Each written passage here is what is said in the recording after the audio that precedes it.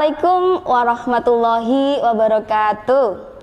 Hi my beloved students, how are you today? Hopefully all of you are in a good condition and still have a big spirit to learn English. Today we meet again with me. I am Mem Alif, the English teacher of MTS Darul Hikmah. Let's open our class for today by reciting Basmalah. Bismillahirrahmanirrahim. Okay, my beloved students, for today we are going to learn about narrative text. Anak-anakku, hari ini kita akan membahas tentang narrative text. There are 4 points that we are going to learn for today. Ada 4 poin yang akan kita bahas hari ini. The first one, yang pertama adalah what is narrative text? Apa itu narrative text? And then what is the purpose? Apa sih tujuannya? And then what is the generic structure? And then what is the language features? Ada 4 hal yang kita bahas. Apa itu narrative text? Apa tujuannya? Apa strukturnya? Dan apa saja ciri kebahasaannya? Okay, before I explain to you about the narrative text, I just want to ask you. Saya mau tanya dulu.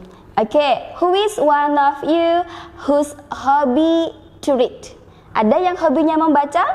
Wah, pastinya banyak sekali ya yang hobinya membaca. Atau watching a film, atau nonton film.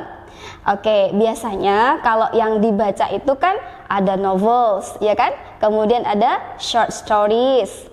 Kalau yang nonton film biasanya apa? Banyak sekali ya film-film yang ditonton. Nah, actually sebenarnya itulah narrative text. Itu yang disebut dengan text narrative. So, what is narrative text? Jadi, apa itu narrative text? Narrative text yaitu a text that tells a story, yaitu sebuah teks yang menceritakan tentang suatu kisah. Nah, kisahnya it can be imaginary or factual. Bisa jadi kisahnya itu hayalan atau bahkan bisa jadi kisahnya itu nyata, or combine both of them, atau gabungan antara yang imaginary sama yang factual. Kemudian cerita yang anak-anak baca itu kan bisa jadi berupa mitos atau legend atau fairy tale. Kalau fairy tale itu apa? Dongeng ya, kemudian ada folklore, cerita rakyat, atau bahkan fable. Kalau fable itu adalah kisah yang tokohnya adalah binatang. Sangat melegenda ya, sudah sering kita dengar waktu anak-anak mungkin waktu masih kecil pasti sudah sering mendengar cerita tentang si kancil. Lah itu contoh dari teks fable. Okay? We have discussed about the first point tentang apa itu narrative text. Narrative text adalah the text that tells a story. Sebuah teks yang menceritakan sebuah kisah. It can be legend, kisahnya bisa berupa legenda, atau folklore, cerita rakyat, atau fairy tale, dongeng, atau fable. It's about narrative text. And then the second point, dan poin yang kedua yang kita bahas adalah what is the purpose of narrative text? What is the social function of narrative text? Apa sih tujuannya? Nah, okay, in my slide, di slide-nya Bu Guru, there are some titles, ada beberapa judul cerita. There are Snow White, ada Snow White, and then Rapunzel, ada Rapunzel ya. Kemudian ada Sleeping Beauty, atau kalau dari Indonesia itu ada Sang Kuryang, kemudian ada Malin Kundang. Nah, itu pasti cerita-cerita yang sudah sangat sering anak-anak dengar atau anak-anak baca. So now I just want to ask you. Sekarang saya mau tanya, what is your feeling, or what do you feel after reading the text? Kira-kira anak-anak setelah membaca teks seperti itu, setelah mendengar cerita seperti itu, what do you feel? Apa yang dirasa? Okay, of course, all of you are entertained. Pastinya anak-anak merasa terhibur kan? Nah, itu loh tujuan atau purpose dari teks naratif. Jadi tujuannya adalah to entertain or amuse the readers or listeners. Itu tujuannya. But beside that, tapi di samping itu apakah hanya terhibur toh? Tentunya tidak. Pastinya anak-anak setelah membaca kisah, contohnya kisah Cinderella, contohnya, kira-kira apa yang dirasakan anak-anak setelah itu? Apakah hanya terhibur? Pastinya tidak. Pasti mendapat nilai moral, pasti mendapat pembelajaran dari kisah Cinderella. Apa? Oh, ternyata jadi Cinderella itu sabar, dan buah dari kesabarannya dia akhirnya bahagia di akhir cerita. Nah, itu adalah moral value. Jadi, the purpose of social function, purpose atau social function atau tujuan dari teks naratif itu di samping to entertain, di samping menghibur, juga to give moral values, memberikan nilai moral. Okay, we have discussed about the second point. So now we are going to the third point. Sekarang kita ke poin yang ketiga. Apa itu? It's about the generic structure. Kita menuju ke generic structure atau struktur atau urutan dari teks naratif. Okay, there is a very simple example. Ada satu contoh yang sangat sederhana. Come on, we read the text and analyze together. Yuk coba kita baca dan kita analisa isi dari teks ini. Contoh teks yang sederhana ini. Okay, I will read it for you. Coba saya bacakan ya. The princess who loved to sing. Long time ago, there was a princess named Isabel who loved to sing very much. She sang every time and everywhere. When she was singing, everyone had to be quiet. If not, she would punish them. Jadi, long time ago, pada zaman dahulu itu ada seorang princess namanya Putri Isabel. Dia sangat suka menyanyi. She sang, dia menyanyi every time and everywhere. Dimanapun, kapanpun dia suka nyanyi. Pokoknya setiap dimanapun, langsung nyanyi. Itu Putri Isabel. Nah, when she was singing, ketika dia nyanyi, everyone had to be quiet. Semua orang harus diam, harus mendengarkan dia. If not, jika tidak, she would punish them. Dia akan menghukum orang-orang tersebut. Nah, one day, suatu hari, an old beggar, ada seorang pengemis tua, asked her some money, meminta dia uang. While Princess Isabel was singing, ketika Putri Isabel menyanyi, she was very angry. Putri Isabel sangat marah. But the beggar was angry too. Tapi si pengemis tua tadi marah juga. And unfortunately, sayangnya, sialnya ya, si beggar tadi, si pengemis tua tadi adalah seorang witch. Apa itu? Seorang penyihir. She cursed Isabel. Nah, si pengemis tua tadi mengutuk Isabel. She said, dia bilang, from now on you cannot sing anymore. Kamu sudah tidak akan bisa nyanyi lagi, kata si pengemis tua. Tapi untungnya, fortunately, there was a fairy. Ada peri yang she was a good one, yang baik hati. She said, si peri bilang, you can sing after you do good thing to someone else. Putri Isabel, kamu masih bisa menyanyi jika kamu berbuat baik kepada orang lain, kata si peri yang baik hati. Finally, akhirnya, after the princess had a good attitude, setelah sang putri punya sikap yang baik kepada orang lain, nah, she got her a beautiful voice and could sing again. Akhirnya si Putri Isabel bisa nyanyi lagi. She was so happy. Dia sangat bahagia karena memang hobinya menyanyi.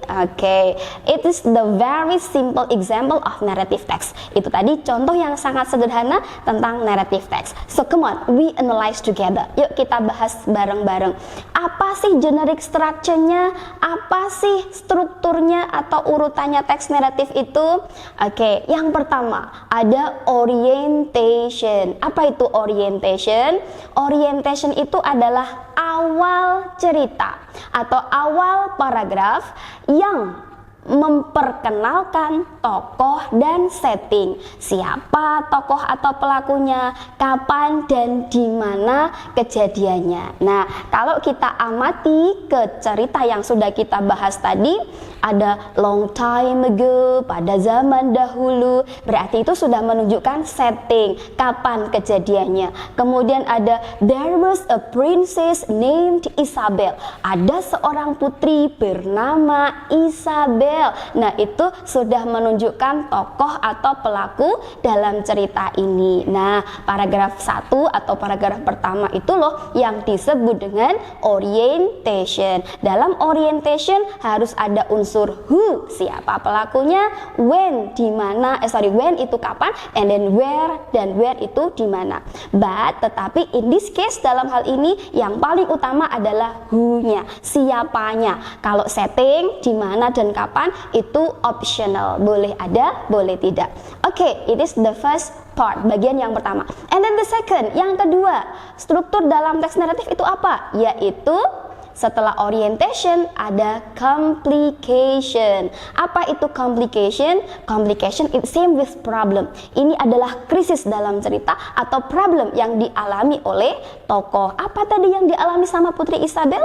Putri Isabel tadi marah kan, begitu dia nyanyi, kemudian ada beggar yang minta uang sama dia. Putri Isabel marah, dan ternyata beggarnya tadi kan seorang penyihir. Nah, dia dikutuk sama penyihir tua. Dia tidak bisa menyanyi lagi. It's a big problem, right? Itu masalah besar yang dialami oleh Putri Isabel. Nah, itu disebut dengan complication. Kemudian bagian yang ketiga apa? Bagian yang ketiga adalah resolution. Apa itu resolution? Resolution itu adalah jalan keluar atau solusi dari permasalahan yang dialami oleh tokoh. Apa solusinya? Nah, begitu dia tadi dikutuk, dia gak bisa nyanyi, ada solusi. Ada pria yang baik hati tadi kemudian bilang sama Putri Isabel, kamu masih bisa menyanyi asal kamu berbuat baik sama orang lain. Nah, itu solusi dari permasalahan yang dialami Isabel, dan itu disebut dengan resolution. Dan akhirnya Isabel sangat senang karena bisa menyanyi lagi. Oke, good. So, our third point, poin kita yang ketiga tadi, yaitu yang membahas generic structure, urutan atau struktur dari teks naratif. Yang pertama tadi ada orientation, yaitu awal cerita. Kemudian ada complication, itu adalah masalah yang dialami tokoh. Kemudian yang ketiga ada resolution, adalah solusi dari permasalahannya. Actually, sebenarnya we can add, kita bisa menambahkan satu lagi, yaitu reorientation, yaitu kesimpulan dari cerita. But reorientation is optional, tapi ini sifatnya optional, boleh ada, boleh tidak. Okay, good, my beloved students. So now we are going to the fourth point. Sekarang kita menuju ke poin yang keempat. Apa itu? Yaitu the language features atau ciri kebahasaan dari teks naratif. Cirinya apa ya teks naratif itu? Okay, come on, we focus to the text. Again, kita fokus ke teks yang tadi. Yang pertama, di situ ada long time ago. Nah, waktunya kan long time ago, pada zaman dahulu. Berarti kapan itu? Lampau. Kalau lampau menggunakan apa? Nah, ciri kebahasaan dari teks naratif itu menggunakan past tense atau simple past. Apa itu simple past? Nah, ini kita lihat. There was a princess named Isabel who loved to sing very much. She sang. Nah, ada kata she sang. Dia menyanyi. She sebagai subjek, kemudian sang. Nah, sang itu yang dipakai adalah verb 2. Verb satunya apa? Sing, sang, sang. Nah, yang dipakai adalah sang. Berarti pakai verb 2. Ada subjek, terus pakainya verb 2. Berarti ini ciri dari past tense. Kemudian cirinya lagi apa ya? Language featuresnya apa lagi ya? Yaitu using specific atau specific participant. Focus on specific participant. Fokus pada tokoh. Nah, tokohnya spesifik. Kayak tadi cerita yang sudah kita bahas, pelakunya siapa? Putri Isabel. Nah, itu yang dimaksud dengan focus on specific participant. Kemudian kalimat-kalimatnya mesti menggunakan ada action verb, ada saying verb, dan lain sebagainya. Dan juga ada temporal conjunctionnya. Di antaranya ada kayak tadi yang di awal ada long time ago, ada once upon a time, kemudian kadang ada one day, dan lain sebagainya. Nah, itu semua adalah ciri atau unsur kebahasaan dari teks naratif. Okay, my beloved students, we have learned 4 point of narrative text. Kita sudah membahas 4 poin tentang narrative text. Okay, before we close our meeting for today, come on, we make a conclusion together. Yuk, sebelum kita tutup, kita buat kesimpulan. Kita tadi bahas 4. Yang pertama adalah what is narrative text. Apa itu narrative text? Yaitu a text that tells a story. Sebuah teks yang menceritakan sebuah kisah. Kisahnya bisa berupa legend, fairy tale, folklore, atau fable. Oke, itu pengertiannya. And then the second point. Poin yang kedua yang kita bahas tadi adalah what is the purpose atau social function. Apa sih tujuannya? Nah, tujuannya teks naratif itu adalah to entertain or amuse the readers or listeners, untuk menghibur pembaca atau pendengar. But beside that, tapi di samping itu teks naratif juga bertujuan to give moral values, untuk mengajarkan atau memberi nilai moral kepada pembaca atau pendengarnya. Okay, good. And then the third point, dan poin yang ketiga yang sudah kita bahas tadi apa? Yaitu generic structure, struktur atau urutan teks. Urutannya tadi apa? Orientation, kemudian complication, kemudian resolution. Dan bisa ditambahkan satu lagi yaitu reorientation, tapi sifatnya optional. Boleh ada, boleh tidak. Orientation itu awal cerita yang harus ada tokoh dan settingnya, tapi settingnya optional. Kemudian yang kedua, complication itu adalah masalah, dan resolution adalah solusi. Tambahannya reorientation itu kesimpulan, tapi optional. Kemudian poin yang keempat yang kita bahas tadi adalah language features atau ciri kebahasaan dari teks naratif. Cirinya tadi adalah focus on a specific participant. Tokohnya, pelakunya jelas. Kemudian yang kedua, using past tense, menggunakan kalimat berbentuk past, yaitu kalau verbal menggunakan verb 2, kalau nominal berarti using be, was, or were. Kemudian yang ketiga, menggunakan action verb atau saying verb. Kemudian lagi menggunakan temporal conjunction yang tertentu. Okay, good. Okay, we have discussed all part or point of narrative text. Okay, my beloved students, hopefully my explanation is easy to understand. Hopefully all of you have get my explanation. Okay, keep your spirit to learn English, and hopefully you can bright your future with English. Okay, let's close our meeting for today by reciting hamdalah. Alhamdulillahirabbil alamin. Okay, see you to the next time, and assalamualaikum warahmatullahi wabarakatuh.